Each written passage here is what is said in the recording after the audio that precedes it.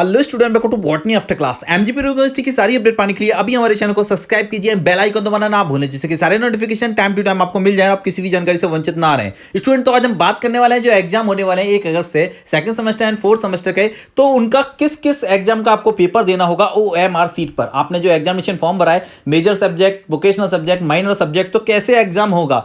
तो काफी बच्चे कंफ्यूज में, सर ये सब्जेक्ट भरवा दिए गए हैं, पता नहीं कौन सा OMR पे होगा, कौन सा प्रैक्टिकल होगा, समझ में ही नहीं आ रहा। तो उन लोगों के लिए मैं बताऊंगा, पूरी वीडियो में बने रहिए मेरे साथ में। और आज ये भी बताऊंगा कैसे OMR फिल करनी है आपको, बहुत सही तरीका, जिससे कि आपके ज्यादा से ज्यादा क्वेश्चन सही हो जाएंगे, मतलब कि गलतियां नहीं होंगी। क्वेश्चन आपको करना है, ये नहीं बताऊंगा कि ट्रिक लगा दो, तुक्का लगा दो। क्वेश्चन पढ़ना है, आप पढ़े लिखे हो, थोड़ा अच्छे से पढ़ के लिखना है, उसको सही से क्वेश्चन पढ़ लिख के थोड़ा सा आंसर देना है आपको। ऐसा नहीं कि तुक्का लगा देना है, वो तुक्के वाली वो आप देखिए, आप और भी यूट्यूबर बता देंगे। मैं आपको बस फाइनल बात बताऊंगा कि जो कॉपी में गलती होती है वो गलती ना करें, जिससे कि आपके सही से कॉपी चेक हो जाए और सही से नंबर आपके आ जाए। क्योंकि आप लोग बाद में कहते हैं कि सर हमने तो पूरे 70 करे थे, लेकिन यहाँ पर नंबर 40 आ रहे हैं, 30 आ रहे हैं, ये कैसा हो रहा है। तो ये क्यों होता है, क्या होता है गलती, वो भी बताऊंगा, और क्या गलती ना करें आप, जिससे कि आपको इस चीज़ों का खामियाजा भुगतना पड़े। ठीक है, तो बने रहिए वीडियो में, सारी जानकारी दूंगा। और ये भी बताऊंगा कि जो अभी पेपर है ना, सेकेंड सेमेस्टर के एंड फोर्थ सेमेस्टर के पेपर आने वाले हैं, 1 अगस्त से हैं, तो उसमें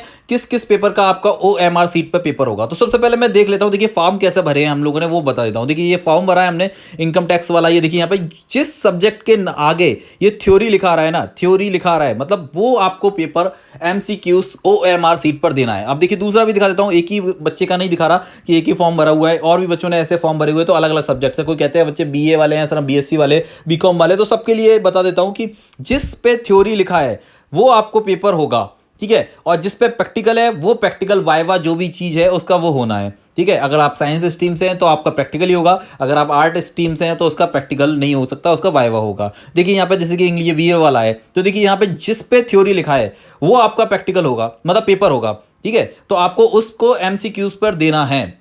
और ये फर्स्ट एंड 12th वाला, ये सारे बच्चे इसमें कंफ्यूजन है। आप देखिए कैसे पता लगेगा, देखिए ये जो लिखा है आपने देखा होगा, नीचे देखिए लिखा आ रहा है एज पर कॉलेज शेड्यूल। अब जो वोकेशनल सब्जेक्ट या ETC जो क्वेश्चंस के ऐसे पेपर्स हैं, कुछ क्वेश्चंस, कुछ पेपर्स जो कि समझ में नहीं आ रहे थे आपको, तो उस पे क्या है, ऐसे लिख के आएगा आपके एडमिट कार्ड पे। जब आपके एडमिट कार्ड पे ऐसे लिख के आएगा, इसका मतलब है ये प्रैक्टिकल है और ये कॉलेज वाले अपने शेड्यूल के अकॉर्डिंग कराएंगे। तो आपको जैसे ही आपका एडमिट कार्ड निकल के आएगा, मतलब एग्जाम से 4-5 दिन पहले आ जाता है, तो जैसे ही वो आएगा ना, तो सब क्लियर हो जाएगा। अभी आपको यही बता देता हूं मैं कि जिस पर भी ये लिखा है एज पर कॉलेज शेड्यूल, वो प्रैक्टिकल या वाइवा कॉलेज में होगा, और वो जो एग्जाम होगा वो कॉलेज में ही होगा आपके, ठीक है। और बाकी जो आपका एग्जाम सेंटर होगा, जिसपे ऐसा टाइमिंग लिख के आएगा, वो आपके एग्जाम सेंटर पे जाके आपको एग्जाम देना है। तो उम्मीद है कि मैं करता हूं कि आपको किसी भी प्रकार का अब ये कोई कंफ्यूजन ना रहा होगा कि आपको कौन सा पेपर आपके सेंटर पे देना है और कौन सा आपके कॉलेज में देना है। तो गर्ल्स के लिए तो कॉमन दोनों एक ही होता है, सेंटर भी और वो भी, लेकिन अब बॉयज काफी परेशान हो जाते हैं। तो उनको बता दूं कि अगर एज पर कॉलेज लिखा है तो ये पेपर कॉलेज में होगा, प्रैक्टिकल भी कॉलेज में ही होगा।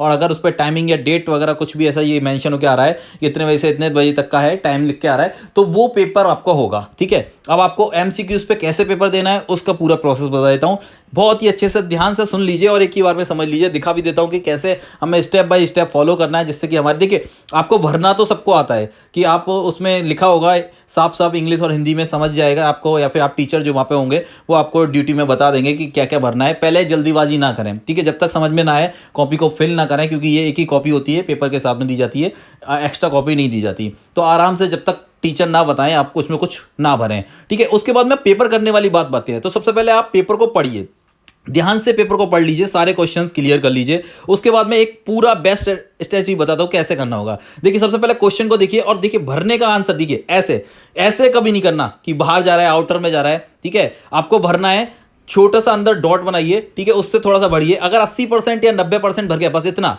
इतना भी काम चल जाएगा। अब देखिए एक क्वेश्चन का एक ही आंसर, ठीक है, ऐसा नहीं कि 5-5 आंसर, इसमें चारों आंसर लगा दिए होंगे, काफी बच्चे ऐसे करते हैं। और जो सबसे पहले क्वेश्चन आ रहा है उनके आंसर दीजिए, ठीक है। और यूज कीजिए काला पेन, काला वाल पेन, यहां पे लिखा भी होगा पेपर में, ऐसा नहीं है। काफी बच्चे क्या करते हैं कि पेंसिल से टिक लगाए जा रहे हैं, फिर उसको इरेज कर रहे हैं, तो वो पेपर ही सीट ही बेकार हो जाती है। कभी ज्यादा तेज से इरेज कर दिया तो सीट ही बेकार हो गई। आप काले पेन का यूज करिए, उसमें सब कुछ काले पेन से ही भरिए, काला बॉल पेन ले जाइए, उससे ही सब कुछ भरिए, जेल पेन का यूज ना करें, और ना ही आप पेंसिल का यूज कीजिए। मैं आपको बता दूं उस पेपर पे लिखा भी होता है कि only use black ball pen, ठीक है। तो काले पेन का यूज कीजिए, पेंसिल का बिल्कुल यूज नहीं कीजिए। अपने दोस्तों को बताइए, बस यही करना है आपको कि OMR सीट के अंदर गोले सही से भर देने हैं, आउट ना हो और ज़्यादा डार्क ना कर दिया हो, मतलब जैसे कि कॉपी फट रही हो। बाकी सब कुछ अच्छे से दीजिए एग्जाम।